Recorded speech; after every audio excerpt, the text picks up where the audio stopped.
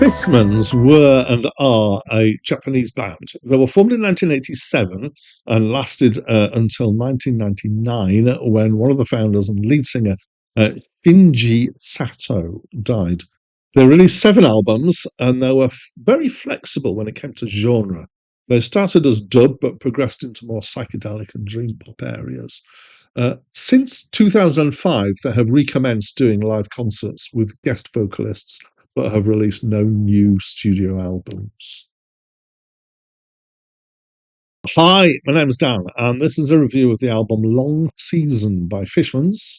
It was released in 1996, was their 6th studio album, and it was my first encounter with this album. This is a request review, so it was requested by a YouTube user by the YouTube handle of Nassim Panda. Nassim Panda, they have been a commenter on my videos for several years now. You've been with me since the very start or since nearly the very start. I appreciate you. So most of the reviews on this channel are I'm reviewing my way through a list of the 3,000 best albums of all time, according to a website called Acclaim Music. And I've started at the bottom and I'm working my way upwards. I'm not quite halfway. Occasionally I step off that list. One of the reasons to do that is to do request reviews. It's easy to request a review from me. All you need to do is to leave a request in comment on any video on my channel.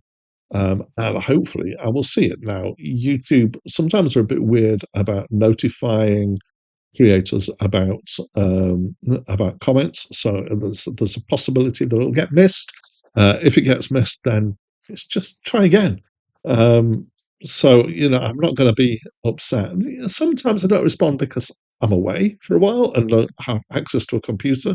But generally I'll respond within a couple of days. So if I haven't responded, try again. I have a couple of caveats for request reviews. One is that it can take a little while for me to get around to them. I actually work with a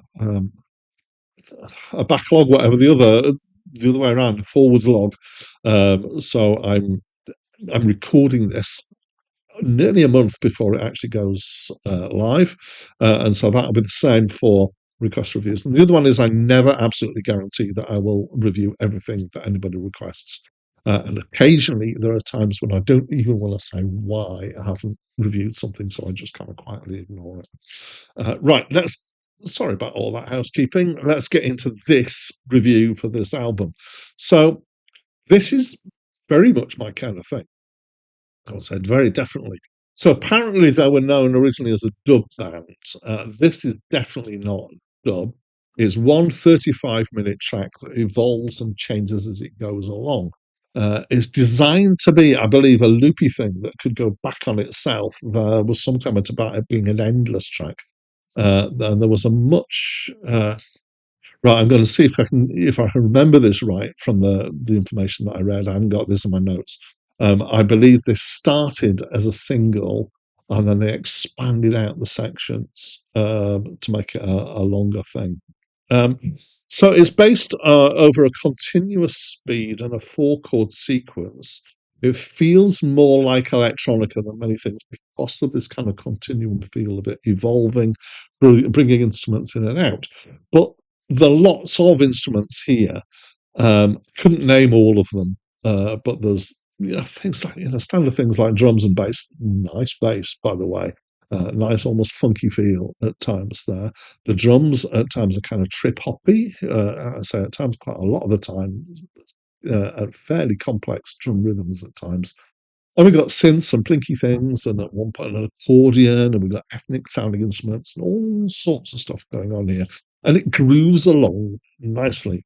And then there's this whole section in the middle where it breaks down into being more of a soundscape with sound effects and noise and discordant things and very overdriven stuff. Very overdriven drums, particularly. And sounds like a twanging springline reverb unit. And this bit section would be considered experimental. I would think it's very much kind of breaking out in the way that Pink Floyd did with some of their, not the very earliest stuff, but the ones that lost Sid Barrett, some of their experimental stuff. So it goes through quite a few metamorphic changes. Always there's this structure of the beats and the chord sequences that's being hinted at, but not always in the breakdown. I think they kind of lose it for a while, but it does come back to it. There is singing, which I believe is mostly Sato, their own singer, who has an androgynous voice. Is singing in Japanese, so I don't understand. There are other voices too. There's some singing and there's some spoken word bits. I don't know if they're different people or not. Musically, so that's a lot of description. I like it. I think you've got that impression already. I I like it quite a bit. It's got this continuum feel, which I like. It's got experimental stuff in it in a way that I like. It's trancy at times. There's a lot going on. I'm a sucker for long evolving stuff like this. It's definitely my kind of thing. And it, in my mind, harks back to some of the kind of long form prog stuff from the 70s that I really like. So, Nassim Panda, thanks for the request. I'm very pleased to have met this album. Uh, and for you and for everybody else, I'd love to know what you think of this album if you know it. If you don't know it, why not go and have a listen and then let me know what you think. I'll leave me a comment. But that's it from me for now.